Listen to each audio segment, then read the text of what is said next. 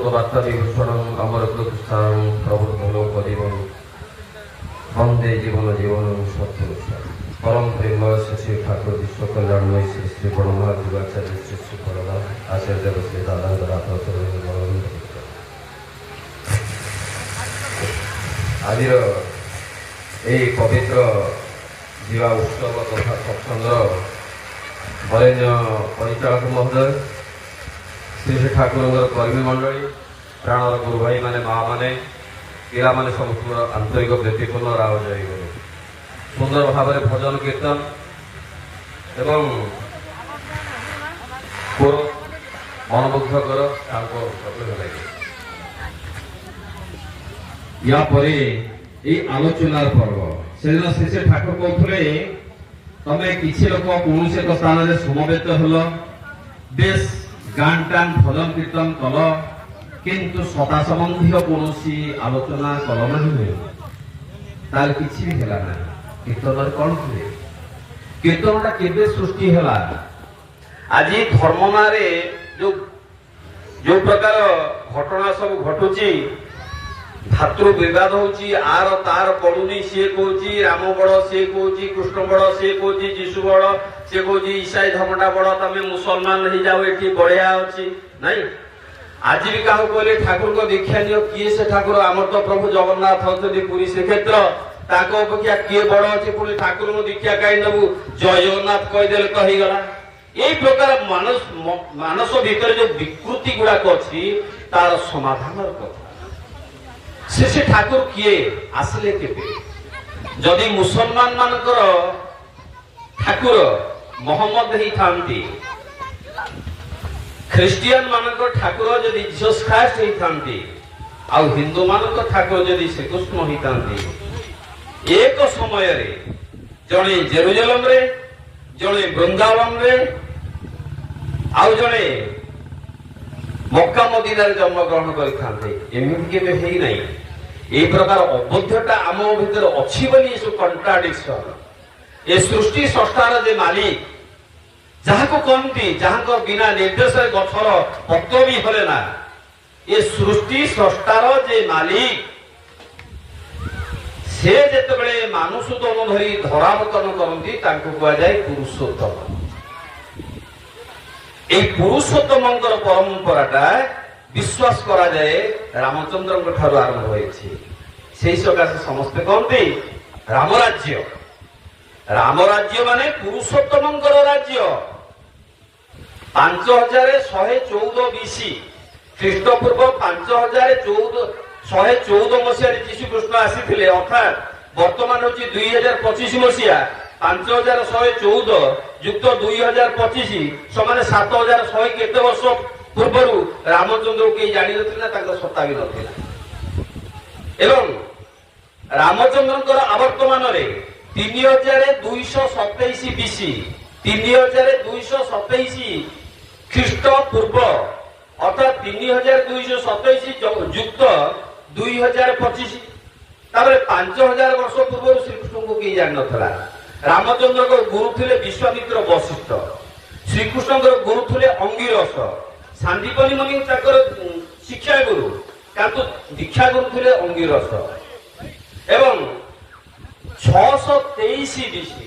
अर्थात 2625 वर्ष पूर्व आसी बुद्धदेव जो मैंने बुद्धदेव को अनुसरण करते कहते बुद्धिस्ट आ बुद्धदेव गुरु थे रुद्रक एवं जिते जड़े जड़े पुरुषोत्तम आसती कहीं जुग माफिक आसती रामचंद्र जिते आसते ये विश्व दुनिया समस्त लोग रामचंद्र भक्त थे से कई कहूला ईसाई किंतु जितेबले जीशु कृष्ण आसिले जीशु कृष्ण संभवतः 25 डिसेम्बर 6 ରୁ 4 मसीह आसती आम कैलेंडर गणनाटा आज 2025 एटा जीशु कृष्ण जन्म ठार आरंभ कर जुगटा एक आरंभ होनी बहुत जोटा कि सनातन धर्म कह जाए रामचंद्र कहीं पूर्व आसी रामचंद्र पुरुषोत्तम धाराटा गड़ी गड़ी आस एवं जीशु कृष्ण जिते आसिले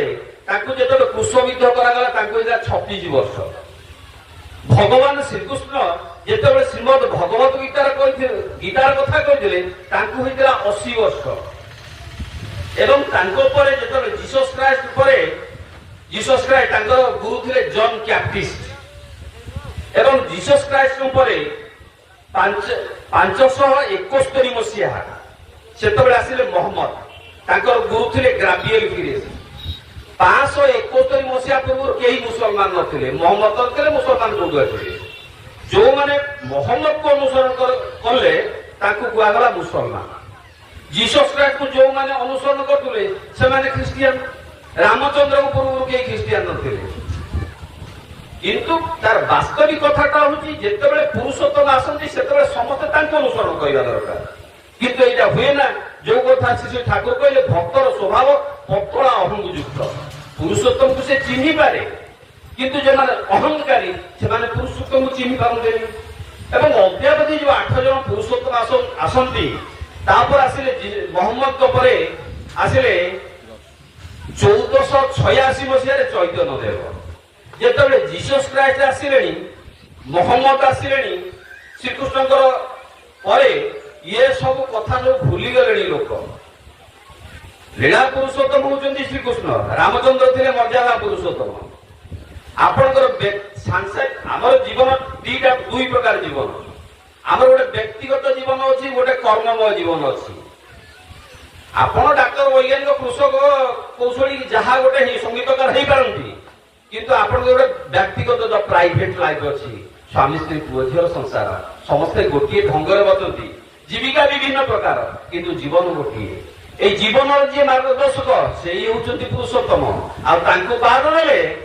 মনিষ জীবনের স্বাদ পায় না অনেক লোক আত্মহত্যা করতে এই পুরুষোত্তম তারপরে যে মোহাম্মদ পরে আসলে চৈতন্য দেব সেইটু আরম্ভ করে এই কীর্তনর কথাটা লোক শোইগলে শোইবা লোক কেমি যাবে হে উঠুরে উঠুরে রাতি পারে এই যে কাই পড়ে ওঠ ওঠ কীর্তনটা গোটে ধুমধড় সৎসঙ্গের সেই ব্যবস্থাটা আছে ভজনটিଏ হব 2-3টা ভজন হব গোটে কোরস হব তারপরে কীর্তন হব কারণ কর্মময় জীবনে আপনার ঢোড়াইলে আরম্ভ করতে এই কীর্তন যে ধুমধড় আজ্ঞা মানে সব কলে আপনার উঠি যাবে আর ঠাকুর এই কীর্তন কথাটা আরম্ভ করলে কেবে না পাবনা জেলার হিমায়তপুর দ best neglected corner of the world বিশ্বর সবুঠারু অবহেলিত জায়গা চোর ডকায়ত খুনি ঠক পাজি শঠ বদমাস এমিতি কৌশি প্রকৃতির লোক না যে হিমায়তপুরে রହୁଥିଲେ দিন দ্বিপরে এই কুকার্য মহিলা ମାନଙ୍କ সহিত করুଥିଲେ যে যুবগোষ্ঠী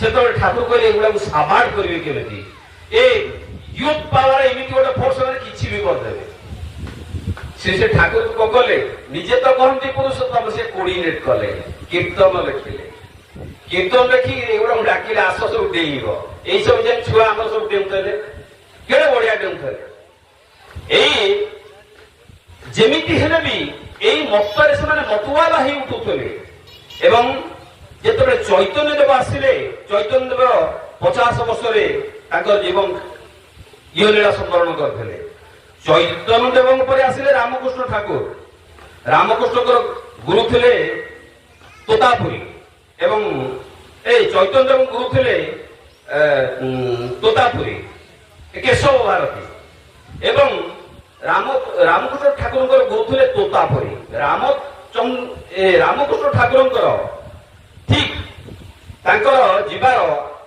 2 ବର୍ଷ 28 ଦିନ ପରେ ଆସିଲେ ପରମ ପ୍ରେମ ଶ୍ରୀ ଠାକୁର ପୁରୁଷୋତ୍ତମ କିନ୍ତୁ ଠାକୁରଙ୍କ ସମୟରେ ରିମ୍ୟାନ ହାଉଜରମ୍ୟାନ ଭଳିଆ ଖ୍ରୀଷ୍ଟିଆନ ଭକ୍ତ ଥିଲେ ମୁକ୍ତାର ଅଲି ଗହର ଅଲି ଭଳିଆ ଯେ ମୁସଲମାନ ଭକ୍ତ ବି ଥିଲେ ତାଙ୍କ ପାଖରେ ସମସ୍ତେ ଥିଲେ যে পুরুষোত্তম যে সমস্যার কথা আজ্ঞা কৌলে সব সত্তার আপুরেণী পুরুষোত্তম তারে বলে ব্যর্থ হলে তোমার জীবন সার্থকতায় ধরেন তুলে ডক্টর রেবতী মন বিশ্বাস মুক্ত কণ্ঠে ঘোষণা কলে বিশ্বর কোটি কোটি লোকঙ্কর কোটি কোটি সমস্যার গোটিয়ে মাত্র চরম এবং পরম সমাধান হচ্ছেন পরম প্রেম শ্রী ঠাকুর ঠাকুরଙ୍କ পাখକୁ যেତେବେଳେ ମଣିଷ আসে সেতবে তার সবু প্রকার সমাধান হয়ে যায় আর সে ঠাকুর কইলে প্রাপ্য যদি নপাইলু তুই অনুষ্ঠানে কি লাভ হতো প্রাপ্য যদি নপাইলু তুই অনুষ্ঠানে কি লাভ হতো ଏଡ଼ିକି ବେକୁ ହରଗଲା ତୁଇ ପଥ ହେଲା ତୋର ପ୍ରାପ୍ତି ଚୋର। ଆମେ ମାନେ ଯେ ସତ୍ସଙ୍ଗକୁ ଆସିଛନ୍ତି ଆଜି କିଛି ପାଉନାହାନ୍ତି ନା, ଇଏ ସେ ଜାଗା ନୁହେଁ, ଇଏ ସତ୍ସଙ୍ଗ ସେ ଜାଗା ନୁହେଁ ଯେ ଆପଣ ପାଇବେ ନାହିଁ, କିନ୍ତୁ ପାଇବାର ମାର୍ଗଟାକୁ ଅନୁସରଣ କରିବାକୁ ପଡେ। এই ପାଇବାର ମାର୍ଗ ହଉଛନ୍ତି ଆଚାର୍ଯ୍ୟ। କିନ୍ତୁ ଆଜି ପର୍ଯ୍ୟନ୍ତ ଯେତେ ଯେତେ 8 ଜଣ ପୁରୁଷୋତ୍ତମ ଆସିଛନ୍ତି କାହାର ଅନ୍ତିମ ସମୟ ଭଲରେ ଯାଇନି। ରାମଚନ୍ଦ୍ରକୁ ସରୋଜ ନଦୀରେ ଆତ୍ମହତ୍ୟା କରିବାକୁ ପଡିଲା, ଶ୍ରୀକୃଷ୍ଣ ଜାରାଶଙ୍କର ଦ୍ୱାରା ସରବିତ ହେଲେ, ଇଏ ତ ବହୁତ ଲମ୍ବା କାହାଣୀ ଆପଣ ଜାଣିଛନ୍ତି। ଏବଂ ତାଙ୍କ ପରେ ବୁଦ୍ଧଦେବ ଯେ ଶୁକରୀ ମାଂସ ଖାଇ ଅସୁସ୍ଥ ହୋଇ ରାଜପୁତ୍ର ଥିଲେ ଲୁମ୍ବିନୀର, ଶେଷରେ ତାଙ୍କର ଅନ୍ତିମ ସମୟରେ କେହି ନଥିଲେ। ଏବଂ ତାଙ୍କ ପରେ ଯେତେବେଳେ ଜିସସ୍ ଖ୍ରାଇଷ୍ଟଙ୍କୁ କ୍ରୁଶବିଦ୍ଧ କରାଗଲା, ମହମ୍ମଦଙ୍କୁ ଅନ୍ତିମ ସମୟରେ ତାଙ୍କର ପତ୍ନୀ ଏବଂ ଶିଷ୍ୟମାନେ ବିଷ ଦେଇଦେଲେ। ଏବଂ ରାମକୃଷ୍ଣ ଠାକୁର ଗଳା କର୍କଟ ରୋଗରେ ସନ୍ତାନହୀନ ବି ଥିଲେ, ତାଙ୍କର କୌଣସି ସନ୍ତାନ ନଥିଲା, ସେ ମୃତ୍ୟୁବରଣ କଲେ। ଚୈତନ୍ୟ ଦେବ ଯେ କୁଆଡେ ଗଲେ ତାଙ୍କର ଠିକଣା ଆଜି ଅଦ୍ୟାବଧି ମିଳେ ନାହିଁ। କିନ୍ତୁ ତାକୁ କଣ ଜୀବନ କହନ୍ତି? ଇଏ ଜୀବନ ନୁହେଁ। ବନ୍ଧୁ ବାନ୍ଧବ ମହରି ଚତୁଃପାର୍ଶ୍ୱେ ଯେବେ ଥିବେଟି ବେଳି ହେ ରାଧା ମାଧବ, ଏବେ ଭବ ସଂସାରୁ ତାରିବ ହେ ରାଧା ମାଧବ। ଆମ ମାନଙ୍କର ଆଦର୍ଶ ଯେମିତି ହେବେ, ଜୀବନଟା ବି ସେଇ ଢଙ୍ଗରେ ଚାଲେ। ଏମିତି ଜୀବନ କଣ ଆପଣ ଚାହାନ୍ତି? এই যে পুরুষোত্তম মানে আসিଛନ୍ତି জনে আউ জনକୁ ପୂରଣ କରି। ଶ୍ରୀକୃଷ୍ଣଙ୍କର ଆରାଧନା ମାନେ ରାମଙ୍କ ପୂଜା ହେଇଗଲା, ଜିସସ୍ ଖ୍ରାଇଷ୍ଟଙ୍କ ପୂଜା ମାନେ ରାମକୃଷ୍ଣଙ୍କର ପୂଜା ହେଇଗଲା, ମହମ୍ମଦଙ୍କ ପୂଜା ମାନେ ପୂର୍ବବର୍ତ୍ତୀ ପୁରୁଷୋତ୍ତମଙ୍କର ପୂଜା ହେଇଗଲା, ଆଉ ଠାକୁରଙ୍କର ପୂଜା ମାନେ ସମସ୍ତଙ୍କର ପୂଜା ହେଇଗଲା, ସମସ୍ତଙ୍କୁ ମାନିବା ହେଇଗଲା। ପଞ୍ଚବହି ଯୋଗଟା କୁହାଯାଇଛି, ଏକମେବା ଦ୍ୱିତୀୟଂ ଶରଣମ୍ ପୂର୍ବେଶାମା ପୁରାହିତ ପ୍ରକୃତ ଋଷୟ ଶରଣମ୍ ତଦାତ୍ମାନୁ ପ୍ରତିରୋହ ପିତର ସ୍ମରଣମ୍ ସପ୍ତାନୁଗୁଣା ବନାଶ୍ରମ ଶରଣମ୍ ପୂର୍ବପୁରୁଷ ବର୍ତ୍ତମାନ ପୁରୁଷୋତ୍ତମ ଶରଣମ୍। ଯେ ମୁଁ ଠାକୁର ଅନୁକୂଳ ଚନ୍ଦ୍ରଙ୍କର ଭକ୍ତ, ମୁଁ ସମସ୍ତଙ୍କୁ ମାନୁଛି, ସମସ୍ତେ ମୋର ପ୍ରଣମ୍ୟ, ସମସ୍ତେ ମୋର ନମସ୍ୟ, ଏ ଭାବ ଥାଏ। ମନ୍ନାଥ ଶ୍ରୀ ଜଗନ୍ନାଥ ମଗୁରୁ ଶ୍ରୀ ଜଗଦ୍ଗୁରୁ। ଆଜି ଆପଣଙ୍କର ଘରେ ଅନେକ ଠାକୁର ଅଛନ୍ତି, ଥିବେ ନା? ଏଇ ଡିପି ୱାର୍କରେ ସବୁ ଦେଖୁଥିବେ 15-20 ବି ଠାକୁର ଅଛନ୍ତି। ହଁ, ସେମାନେ ଠାକୁର। ଗୁରୁ ଥିଲେ କି? ଆରେ ଗୁରୁ ଯୋଉଠି ଥାନ୍ତି, ଗୋବିନ୍ଦ ଯୋଉଠି ଥାନ୍ତି, ଗୁରୁ ପ୍ରଥମେ ନମ୍ୟ ପ୍ରଣମ୍ୟ। କାରଣ ଗୁରୁ କହିଦିଅନ୍ତି ଗୋବିନ୍ଦ କିଏ। ଯୋଉ ପର୍ଯ୍ୟନ୍ତ ଠାକୁର ଅନୁକୂଳ ଚନ୍ଦ୍ରକୁ ସ୍ୱୀକାର କରିନାହାନ୍ତି, ସିଏ ତ ସବୁ ଧୃଷ୍ଟତା, କିଛି ବି ପ୍ରାପ୍ତ ହୁଏ ନା। ଗୁରୁ ଚିହ୍ନାନ୍ତି ଗୋବିନ୍ଦ କିଏ? ମନ୍ନାଥ ଶ୍ରୀ ଜଗନ୍ନାଥ, ମୋର ନାଥ ଜଗନ୍ନାଥ। ଏ ନାଥ ଯେତେବେଳେ ନଥାଏ, ମଣିଷ ଯେମିତି ନାଥ ଶୂନ୍ୟ ଅନାଥ ହେଇଯାଏ। ଯୋଉ ପୁଅର ବାପା ଚାଲିଗଲା, ତାର ସବୁ ସରିଗଲା, କାଲି କୋଉଠି ଘଟଣାଟା କରିବା ଆଉ କେହି ନାହିଁ, କହିବ ଛାଡି ଦିଅ ମୋ ପୁଅ। ସେଇ ଜଗନ୍ନାଥ। କିନ୍ତୁ ଜଗନ୍ନାଥଙ୍କର ପରିଭାଷାଟା ବୁଝିବାକୁ ହେଲେ ଠାକୁରଙ୍କୁ ବୁଝିବାକୁ ହୁଏ। ଆଉ ଠାକୁର ଶ୍ରୀ ଶ୍ରୀ ଠାକୁର ଅନୁକୂଳ ଚନ୍ଦ୍ର ଜଣେଇ ଦିଅନ୍ତି, ସେ ସ୍ୱୟଂ ଗୁରୁ। ସେ ଜଣେଇ ଦିଅନ୍ତି ଜୀବନରେ କେମିତି ବଞ୍ଚିବାକୁ ହୁଏ, କେମିତି ପ୍ରାପ୍ତି ହୁଏ। ସେଦିନ ଶ୍ରୀ ଶ୍ରୀ ବଳଦା କହୁଛନ୍ତି, ପଚାରୁଛନ୍ତି, ଆରେ ତୁ ଦୀକ୍ଷା ନେଇଛୁ କଣ ପାଇଁ? ଜଣେ କହିଲା, ଭଲରେ ରହିବା ପାଇଁ। ଇଷ୍ଟ ପ୍ରସଙ୍ଗ ନ ଜାଣିଲେ ବଳଦାଙ୍କୁ ଜାଣି ହୁଏ ନା, ଠାକୁରଙ୍କୁ ବୁଝି ହୁଏ ନା। ଅଦ୍ୟାବଧି ଯେତେ ଯେତେ ପୁରୁଷୋତ୍ତମ ଆସିଥିଲେ, ତାଙ୍କର ଆବର୍ତ୍ତମାନରେ କେହି ଆଚାର୍ଯ୍ୟ ନଥିଲେ। ସେ ସକାଶେ ଧର୍ମର ବିକୃତି ହେଲା। ଆରେ ଧର୍ମ କହିଲେ ଯଦି ବଞ୍ଚିବା ବଢିବା ହୁଏ, ଧର୍ମ କହିଲେ ଯଦି ଭଲରେ ରହିବା ହୁଏ, କାହିଁ ଅନେକ ଲୋକ ତ ଧର୍ମ କରୁଛନ୍ତି। ଧର୍ମ ତା ମାନେ ତ ଭଲରେ ବଞ୍ଚୁନାହାନ୍ତି, ଭଲରେ ବଢୁନାହାନ୍ତି, ଅକାଳ ମୃତ୍ୟୁ ହେଇ ଚାଲିଛି। ଅନାହାର ତ ସରକାର 5 ଟଙ୍କିଆ ଚାଉଳ ଦେବା ଠାରୁ ଅନାହାରଟା ଯଦି ବନ୍ଦ ହେଇଛି, ଅନେକ ଲୋକର ଡାଇଜେସନ ବି ହଉ, ଏସବୁ ସମସ୍ୟା ଗୁଡାକ ହଉଛି। ତାର କାହିଁକି ହଉଛି? ତାର କାରଣ କଣ? ସେଦିନ ଶ୍ରୀ ଶ୍ରୀ ବଳଦା କହୁଛନ୍ତି, ଯୋଉ ଦୀକ୍ଷା ନେଲୁ କଣ ପାଇଁ? ଜଣେ କହୁଛି ଭଲରେ ରହିବା ପାଇଁ। କହୁଛନ୍ତି ଭଲରେ ରହିଲୁଣି ନା? କହିଲେ ନାଇଁ ତ ରହିନି। ଆଉ ତୁ କହୁଛୁ ତୁ ଭଲରେ ରହିବୁ। ଆଉ ଜଣେ କହିଲେ, ଆଜ୍ଞା ଆମେ ଯୋଉ ଦୀକ୍ଷା ନେଇଛି ଦକ୍ଷ ହବା ପାଇଁ। କହିଲେ ଦକ୍ଷତା ତୋର କିଛି ଆଇଲାଣି କି ନାହିଁ? କହିଲେ ନାଇଁ, ଚାଲିଛି ତ, ଚେଷ୍ଟା ତ କରୁଛି। କହିଲେ କୋଉ ଦିନ ତୋର ଦକ୍ଷତା ଆସିବ? ଏ ସବୁ ଅଦ୍ଭୁତ ପ୍ରଶ୍ନ ସବୁ ସମାପନ ପରେ ଶ୍ରୀ ବରଦା କହୁଛନ୍ତି ଦୀକ୍ଷା ନେଇଛି କେବଳ ନାମ କରିବା ପାଇଁ। ମୁଁ ଦୀକ୍ଷା ନେଇଛି, ମନେ ରଖିବେ এই বরদাঙ্কর কথা আচার্যঙ্কর কথা এতে ধন্দা আমাকে ଦେଇନାହାନ୍ତି। ଗୋଟିଏ ଧନ୍ଦା ଦେଇଛନ୍ତି ମୁଁ ଦୀକ୍ଷା ନେଇଛି ନାମ କରିବା ପାଇଁ। ଆରେ ନାମ କଲେ ତୁ ଭଲରେ ରହିବୁ, ଦକ୍ଷ ହବୁ, ଯାହା ପାରେ ତାହା ହବୁ, ଯେମିତି ପାରେ ସେମିତି ହବୁ, ସେ ନାମ ତୋତେ ଟାଣି ନବ। ଏତେ ମୁଣ୍ଡ ଖଟାନି ମୁଁ ଦୀକ୍ଷା ନେଇଛି ନାମ ପାଇଁ। ଆପଣ ଯଦି କୌଣସି ସମସ୍ୟା ନେଇ ଆଜି ପୂଜ୍ୟପାଦ ଆଚାର୍ଯ୍ୟଙ୍କ ପାଖକୁ ଯାଆନ୍ତି, श्री श्री आचार्य कहते आम की करब तू ठाकुर के बोल, तू ठाकुर के बोल, ठाकुर की बोलते तुम नाम कर, यही तो फाइनल ना यही लास्ट। हेले अनेक लोक नियंती नहीं कहीं भीतर गोटे विकृति थाए। यही सब जो दीक्षा कार्यक्रम आम मैंने सब जाऊ परिवार भितर ये सब प्रकार विकृति गुड़ा सृष्टि हुए। नाम करने फल कौन हुए मनुष्यर स्वतंत्र प्रकार गोटे पुरुषाकार थाए। यही माँ मानकर 8टा वैशिष्ट्य सेवा शुश्रूषा साहाय्य संरक्षण सुप्रजनन प्रेरणा निष्ठा धर्म 8टा वैशिष्ट्य हेले पुरुष मानकर एकाधिक वैशिष्ट्य। एरे वैशिष्ट्य माने कौन कथाटा बुझीगलानी ये कथाटा हूँ कौन ए जी पुरुषोत्तम ए पुरुषोत्तम कथा कहले वर्तमान ठाकुर जुग चली आम अंध भाया बुलुचु आज पर्यटन बुलुचु रामर राज्य। अरे रामर राज्य नुहे पुरुषोत्तम राज्य। पुरुषोत्तम राज्य माने ठाकुर अनुकूल राज्य। अर्थात तांकरी कथार जो मनुष्य चलो सुख शांति सबकि आसो। तेणु ये वैशिष्ट्य ये पुरुषोत्तम विशेष गुण हूँ कौन सी हूँ वैशिष्ट्य पाणी। आम मैंने सब जिते सब अच्छा वैशिष्ट्यधारी माँ मान तो 8टा वैशिष्ट्य आपण मान सब एकाधिक वैशिष्ट्य। ये वैशिष्ट्य पाणी कथाटा कौन मन पका आप छोट थे से केन्द्रापड़ा रहते पुरी सहर को आसिले से बना सारे आपन को साहाय्य कले लुगापटा देले घर देले खाइबा देले साहाय्य कले सहयोग कले चाकरी कले बाकरी कले आज भलरे अछंती। आहा एई परिस्थिति भितर आपन को जे सब जोगाण गुडा देला बोली आपन एठी अछंती। तेणु एई पुरुषोत्तम कोन करंती तांकर सतनाम जे ग्रहण करे तार मनन चेतन फल रे तार पारिपार्श्विक अवस्था एक स्वतंत्र प्रकार सृष्टि परिस्थिति सृष्टि हुए। तार वैशिष्ट्य माफी जे पुरुषर वैशिष्ट्य मापिकी जे वैशिष्ट्य पाई से जोगाणटा दिखते या परिवर्तित हुए। आज भी अनेक लोक सन्दिहान पुओटा को कौ कलेज पाठ पढ़ेबी केमी पाठ पढ़ी केते टका खर्च कले मो पुओटा भल मनीष हम आज भी सत कि सत्संग हूँ विचित्र जगह बिल्कुल चिंता कर बिल्कुल चिंता कर जानिच तुम आज जी पुओ ही जन्मी पूर्व जन्म कौन थिला पुणी ये वैशिष्ट्यटा हूँ कौन गोटे ता भीतर जो प्रधान वैशिष्ट्य आज्ञा मास हारमोनियम बजाउछंती जेतबे तांकर परियोजना जीव जे हारमोनियम जो आगे भाई बसी बजाउथले ये तांकर वैशिष्ट्य वैशिष्ट्य माने हला को विशिष्ट कोन जहादर मनुष्य परिचय सृष्टि हुए।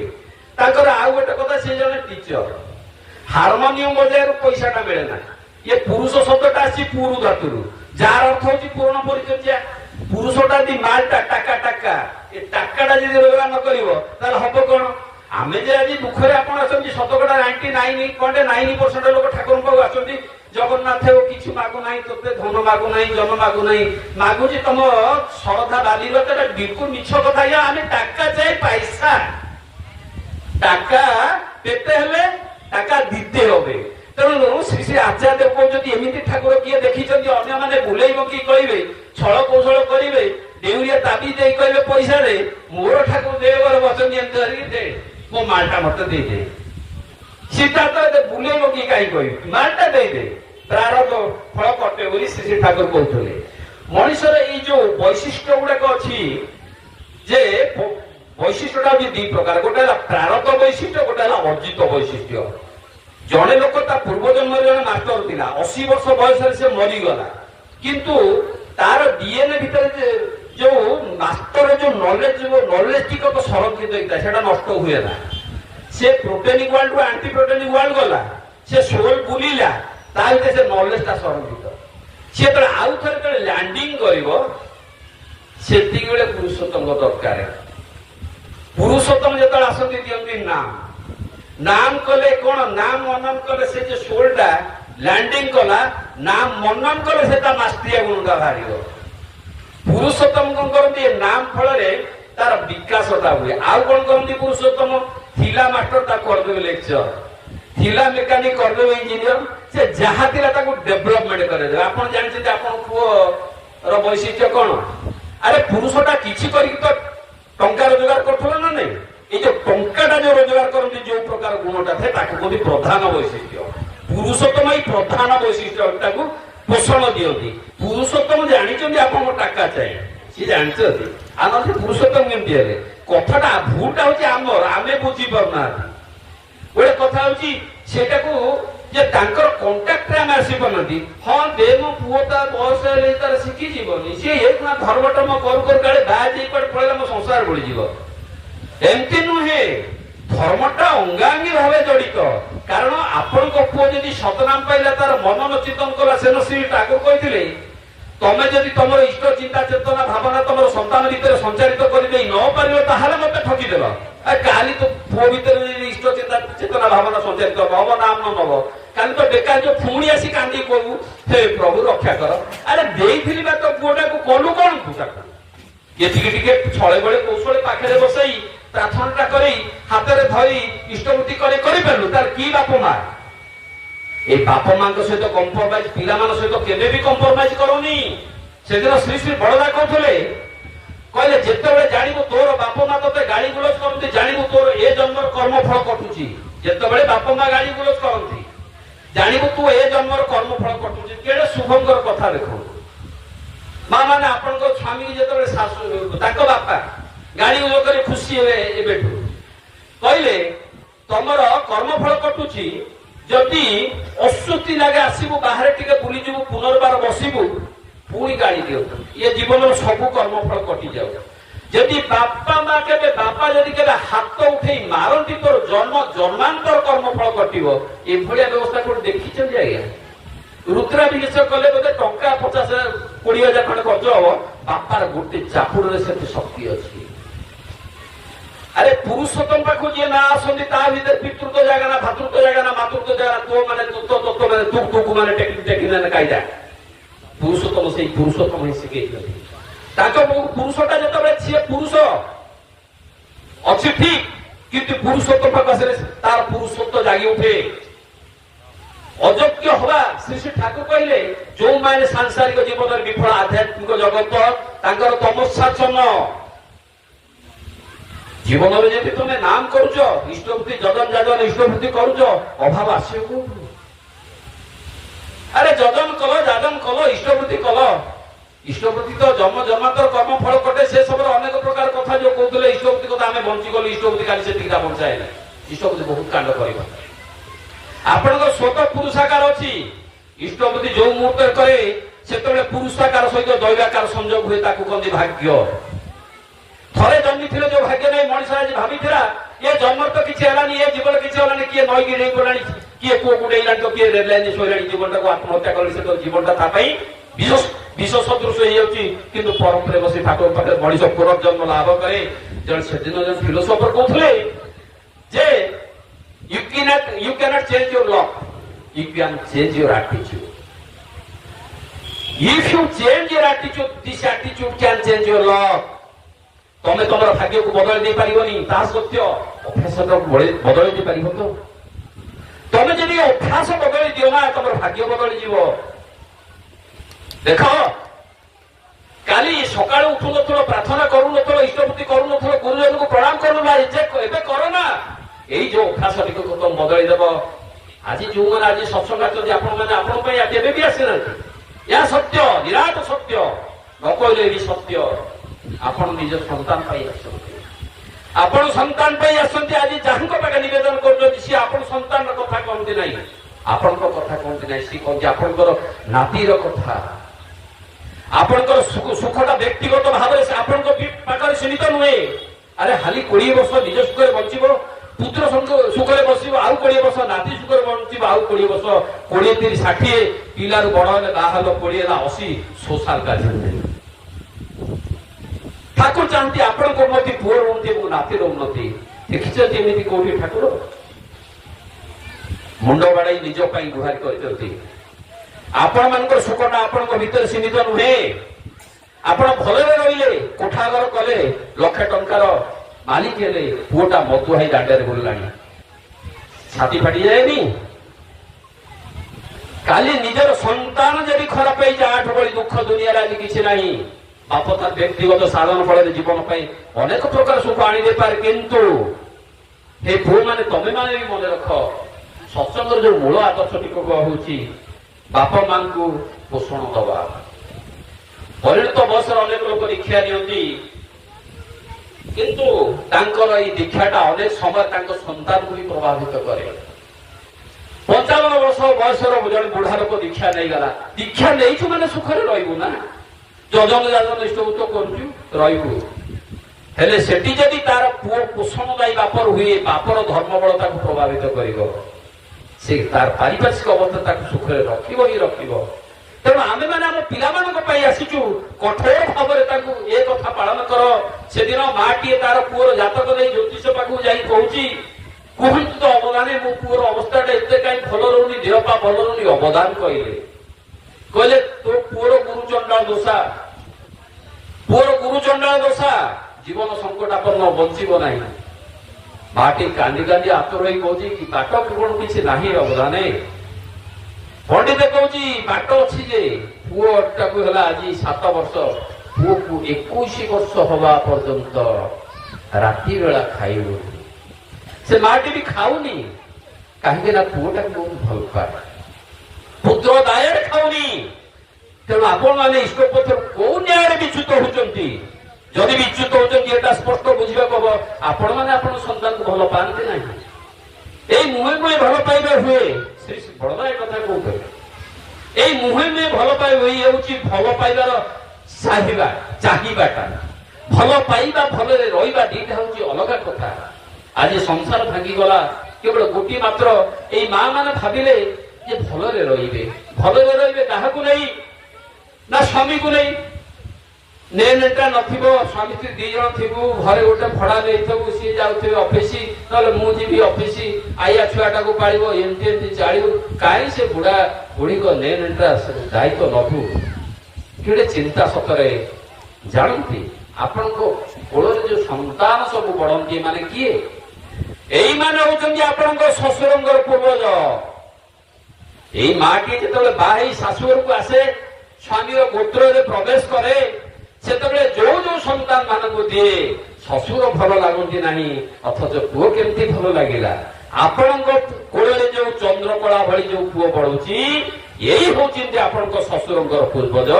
ସେଇ ସକାଶେ ମା ମାନେ ଯେତେବେଳେ ଶାଶୁଘରକୁ ଆସନ୍ତି, ଗୋତ୍ର ପ୍ରବେଶ କରନ୍ତି, ଶ୍ରୀ ଠାକୁର କହିଲେ, ଏକାନ୍ତ ଭାବରେ ଯଦି ତମେ ତମର ସ୍ୱାମୀଙ୍କର ମଙ୍ଗଳ ଚାହ, ଶାଶୁ ଶ୍ୱଶୁରଙ୍କର ସେବାରୁ ବିରତ ହୁଅ ନା। କାରଣ ତମର ଶାଶୁ ଶ୍ୱଶୁର ହଉଛନ୍ତି ତମ ସ୍ୱାମୀର ଆଦିମ ମଙ୍ଗଳକାମୀ। ଯଦିବା ଏ କାମନା ଭିତରେ କିଛି ଭ୍ରାନ୍ତି ଥାଇପାରେ। ଭ୍ରାନ୍ତି ମାନେ କଣ ନା, ଏ ଅନେକ ପିଲା ଅଛନ୍ତି, ବାପା ପିଟିଲା ଧରିକି ଏଇଠି ଗୋଟେ ବସି ଗୋଟେ ଧନ୍ଦା ଚଲେଇ, ଯୋଉ ପୁରୀରେ ବସି ଧନ୍ଦା ଚଲେଇ ଯାଉ, ଗୋଟେ ଗୋଟେ କଣ ପିଟିଲା ଧରିକି ଏମିତି କୁକୁର ବାଡିଆ କଲା ଯେ ଯାଇଛି ପଛକୁ ଫେରି ଚାହିଁଲାନି, ଗଲା କୋଉଠି ଖଟିକାଟି ଗୋଟେ କଣ କୋଠା ଗୋଟେ ଗଲା। ଯେତେବେଳେ ଟିକେ ଗୋଡ ଲାଗିଗଲା, ବାହା ହେଲା, ସ୍ତ୍ରୀ କଲା, ବୁଝିଲ ନା ମୋ ବାପା ଯୋଉ ମାଡ ଦେଇଛି। ଆରେ ବାବା ବାଡେଇଥିଲା ବୋଲେ ତ ତୁ ଆଜି ଆସିକି ଏଠି ଅଛୁ, ବାପାଙ୍କୁ ମାଡ ବୁଝିପାରୁଛ ନା? ଠାକୁରଙ୍କ କର୍ମଫଳ ଗଲା କଟି ଏକାଦାରେ, ଏ ସପ୍ତ ମାଡରେ। ତେଣୁ ସିଏ ତ ତା ସ୍ତ୍ରୀ ଶିଖେଇଲା, ସ୍ତ୍ରୀ କହୁଛି ହଁ ସତ କଥା, ସେ ଦଣ୍ଡ ଦେଇଛନ୍ତି ମୋ ସ୍ୱାମୀ ଭଳିଆ ଦେବତାଟାକୁ। ତେଣୁ ସେତେବେଳେ ତାର ଯୋଉ ଭ୍ରାନ୍ତି, ଠାକୁର କହୁଛନ୍ତି ଯଦି ଭ୍ରାନ୍ତି ବି ଥାଏ, ତମେ ତାକୁ ଉଲ୍ଲଂଘନ କରି ଶାଶୁ ଶ୍ୱଶୁରଙ୍କ ସେବା କର। ଏଇ ପଏଣ୍ଟରେ ଠାକୁର କହିଲେ, ମାରେ ତୋ ସ୍ୱାମୀର ସବୁ କଥା ମାନିବୁ, ସବୁ କଥା ମାନିବୁ। ଯେତେବେଳେ ଦେଖିବୁ ତୋ ସ୍ୱାମୀ ତୋ ଶାଶୁ ଶ୍ୱଶୁରଙ୍କ ବିରୁଦ୍ଧରେ, ଅର୍ଥାତ ତା ବାପା ମା ବିରୁଦ୍ଧରେ ଯାଉଛନ୍ତି, ଅଣ୍ଟାରେ ଲୁଗା ବାନ୍ଧି ଠିଆ ହବୁ, ସାମ୍ନାରେ ଠିଆ ହବୁ, ଟୋଟାଲ ବିରୋଧ କରିବୁ। ଯଦି ନ କରିବୁ ସ୍ୱାମୀର ଅମଙ୍ଗଳ ହବ। ଯେ ବୁଝିପାରୁନି, ଭାବ ପ୍ରବଣତାରେ ଆଜି ବାପାକୁ ବିରୋଧ କରୁଛି। ଆରେ ତମେ ବାପାକୁ ବିରୋଧ କଲ, ତମ ପୁଅ ପାଉଛି ତମ ବାପାଙ୍କର ପୂର୍ବପୁରୁଷ। କୋଉ ନ୍ୟାୟରେ ତମେ ଚାହୁଁଛ ତମ ପୁଅ ତମକୁ ପାଳିବ, ପୋଷିବ? କାହିଁକି ବୁଝିବ? ତମେ ବା ପ୍ରତ୍ୟାଖ୍ୟାନ କରୁଛ। ଇଥର ଜଗତରେ ରହିକି ସେମାନେ କଣ ଦେଖୁନାହାନ୍ତି ତମେ କୋଉ ପ୍ରକାର ଦଣ୍ଡ ତା ଛୁଆଟାକୁ ଦଉଛ, ସେକୁ ଦେଖୁନାହାନ୍ତି? ତେଣୁ ଶ୍ରୀ ଠାକୁର କହିଲେ, କେତେ ହଜାର ବର୍ଷ ଧରି ଆଦର୍ଶ ଧର୍ମକୁଟିର ସୁସଙ୍ଗତ ଅନୁସରଣ ଭିତର ଦେଇ ତୁମର ଉନ୍ନୀତ ତପସ୍ୟାର ଯେଉଁ ସ୍ରୋତ ପିତୃ ପିତାମହଙ୍କ ବଂଶଗତିରେ ସଂସ୍କାର ସନ୍ନ୍ୟସ୍ତ ଲାଭ କରି ତୁମଠାରେ ମୁଁ କହିଛି ତମେ ହିଁ ତାର ଏକ ନୂତନ ସଂସ୍କରଣ ମାତ୍ର ଆମ ଭିତରେ ଯୋଉ ଧାରାଟା ରହିଛି ମଣିଷ ଯଦି ପାଗଳ ହୁଏ ତ ଅଲଗା କଥା ଯଦି ବି ସାମାନ୍ୟତମ ଯେ ବିଦ୍ୟମାନତା ଅଛି ଏଇ ହଉଛି ଆମ ପିତୃପୁରୁଷଙ୍କୁ ଦାନ ବାପା ମାଙ୍କୁ ପ୍ରତି ଏତେଟା ଆନୁଗତ୍ୟ ରହିବା ପାଇଁ ଶ୍ରୀ ଠାକୁର କହିଛନ୍ତି ସର୍ବପ୍ରଥମେ ଯୋଉମାନଙ୍କ ପାଖରେ ବାପା ମା ଆଜି ଦୂରକୁ ଚାଲି ଯାଇଛନ୍ତି ଯାଅ ପ୍ରାଣ ଭରେ ଆକୁଳ ଭରେ ତାଙ୍କ ପାଦ ତଳ ପଡି କହ ଆଜିଠୁ ମୁଁ ତମକୁ ପ୍ରତ୍ୟାଖ୍ୟାନ କରିବି ନାହିଁ ଡିଏନ୍ଏଟା ନେଇକରି ଯୋଉ ଆମର ସବୁ ଅଧିକ ଖର୍ଚ୍ଚର କଥା ଶ୍ରୀ ଠାକୁର ଗୋଟେ ସୁନ୍ଦର କଥାଟିଏ କହୁଛନ୍ତି କହୁଛନ୍ତି ଜଣେ ଓକିଲ ବାବୁ ଥିଲେ ତାଙ୍କ ପାଖରେ 5ଟା ପିଲା ରହିକି ପାଠ ପଢୁଥିଲେ ଏ ପିଲାମାନେ ଦିନେ ସେ ଓକିଲ ବାବୁଙ୍କର ବାହାଘର ହେଇଗଲା ଓକିଲ ବାବୁଙ୍କର ପତ୍ନୀ ଆସିଲେ ପତ୍ନୀ ତ ଟିକେ ତାଙ୍କର କଞ୍ଜୁସିଆ ସ୍ୱଭାବ ଭଗବାନ ତା ମୂଳରୁ ଦେଇଛନ୍ତି ସେ ତାର ଦେଖିକି କହିଲେ ଇଏ କଣ ଏ ପିଲା ଗୁଡା ଖାଉଛନ୍ତି ଆମର ତ ବହୁତ ଟଙ୍କା ପଇସା ଖର୍ଚ୍ଚ ହଉଛି ଏମାନଙ୍କୁ କାହିଁକି ରଖିଛ ଥରେ କହିଲେ ଦିଥର କହିଲେ 3 ଥର କହିଲେ ଗୋଟେ ବିରକ୍ତି ଆସିଗଲା ତାପରେ ଶ୍ରୀ ଠାକୁର ଗପ କହୁଛନ୍ତି ତାପରେ ସେ ପିଲାଙ୍କୁ କହିଲେ ଦେଖ ପିଲାମାନେ ମୋର ତ ଏଥର ବାହାଘର ହେଇଗଲା ତେଣୁ ତମମାନେ ସବୁ ନିଜ ନିଜ ବ୍ୟବସ୍ଥା ସବୁ କରି ପକାଅ ଆଉ ତମ ଏ ତାପରେ ଜଣେ ଜଣେ ପିଲା ତାଙ୍କ ପାଖରୁ ଓକିଲ ବାବୁଙ୍କୁ ବାହାରିକି ଗଲେ ଯେତେବେଳେ ବାହାରି ଚାଲିଗଲେ ଟୋଟାଲ ପିଲା ସବୁ ପଳେଇଲେ ଦିନେ ସେ ଓକିଲ ବାବୁଙ୍କର ଆଇନ ବ୍ୟବସ୍ଥାରେ ଆସ୍ତେ ଆସ୍ତେ ଆଇନ ବ୍ୟବସ୍ଥା ବି କମିଗଲା ଦିନେ ଏମିତି ଅବସ୍ଥା ହେଲା ଯେ 2 ଜଣ ସ୍ୱାମୀ ସ୍ତ୍ରୀ 2 ଜଣ ଯାକ ପାଣି ପିଇକି ଶୋଇଲେ ଏ ପାଣି ପିଇକି ଯେତେବେଳେ ଶୋଇକିରି ଚିତ୍ପଟା ମାରିକି ଶୋଇଛନ୍ତି ଓକିଲ ବାବୁ ତାଙ୍କ ସ୍ତ୍ରୀକୁ କହୁଛନ୍ତି ତୁ ଯୋଉ କହୁନଥିଲୁ ନା ସିଏ ଆମର ଖାଉଛନ୍ତି ସେ ଆମର ଖାଉନଥିଲେ ମ ସେ ବାସ୍ତବିକ ପରମ ପିତା ତାଙ୍କ ଖାଦ୍ୟଟା ଆମ ଦ୍ୱାରା ଯୋଗାଡ଼ କରାଇଥିଲେ ତେଣୁ ତାଙ୍କ ଖାଇବାଟା ଯୋଉ ଆମେ ଯୋଗାଡ଼ କରି ତାଙ୍କ ଖାଇବାରେ ଆମେ ଖାଉଥିଲେ ସେ ଆମର ଖାଉନଥିଲେ ନିଜର ପରିବାର ସଂସାର ଭିତରେ ଯୌଥ ପରିବାର ସେ ଠାକୁର ଭଲ ପାଆନ୍ତି ଆପଣମାନେ ଯଦି କେବେ ଯୌଥ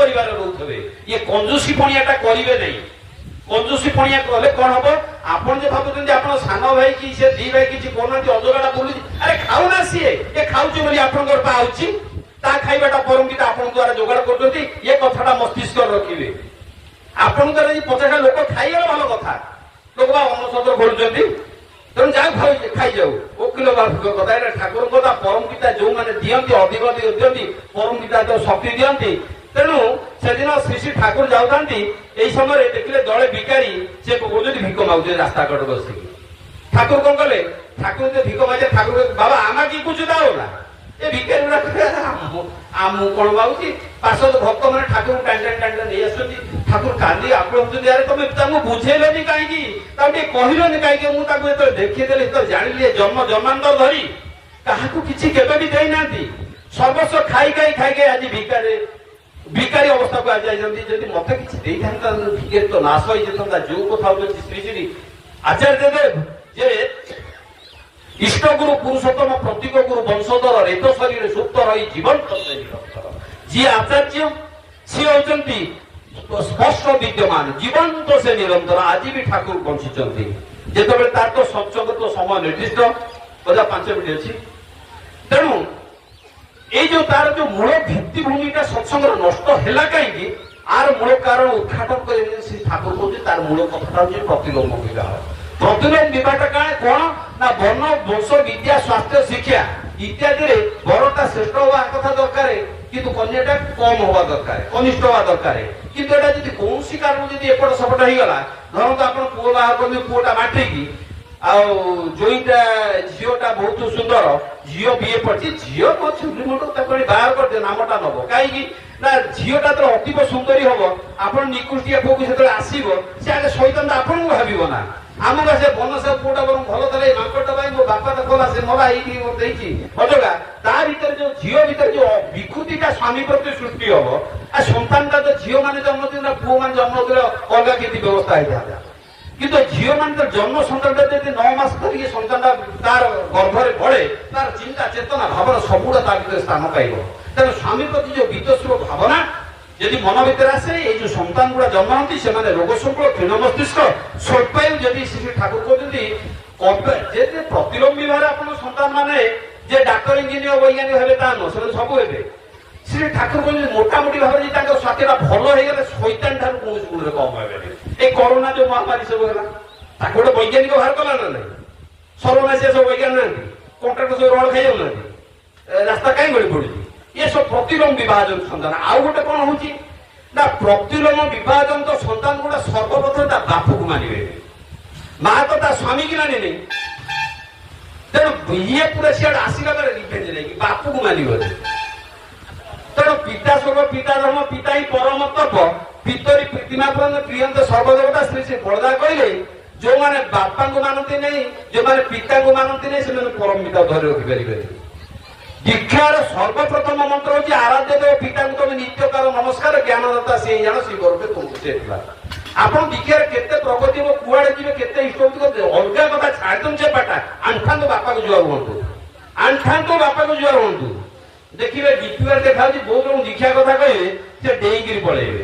କାହିଁ ପଳେଇବେ କହିଲେ ତା ପଛାଡେ ଦେଖିବେ ତା ଚରିତ୍ର ଭିତରେ ଥିବ ତା ବାପା ପ୍ରତି ଭାରି ଘୃଣା ଭାବ ଅବହେଳା ଭାବ ଥିବ। ଏଟା ହଉଛି ପିତୃଦ୍ରୋହ।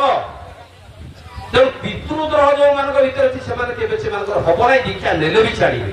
ଆଉ ଦୀକ୍ଷା ନବାରେ ପରମ ପିତାଙ୍କୁ ଧରିବାରେ ଆଗେ ନିଜ ପିତାଙ୍କୁ ଧର ଆରାଧ୍ୟ ଦେବ ପିତାଙ୍କୁ ତମେ ନିତ୍ୟ କର ନମସ୍କାର ଜ୍ଞାନଦାତା ସେଇ ଜାଣ ଶ୍ରୀ ଗର୍ଭ ସୁମାର ସେ ତୁମାର। ଶେଷରେ ଗୋଟିଏ କଥା ମା ମାନଙ୍କ ପାଇଁ କହୁଛି ଠାକୁର ଅନୁପ୍ରଚନ୍ଦ୍ର ଆପଣଙ୍କର ଗୁରୁ ନୁହନ୍ତି। ଏ କଥା ସିଧା ବୁଝି ରଖିବେ।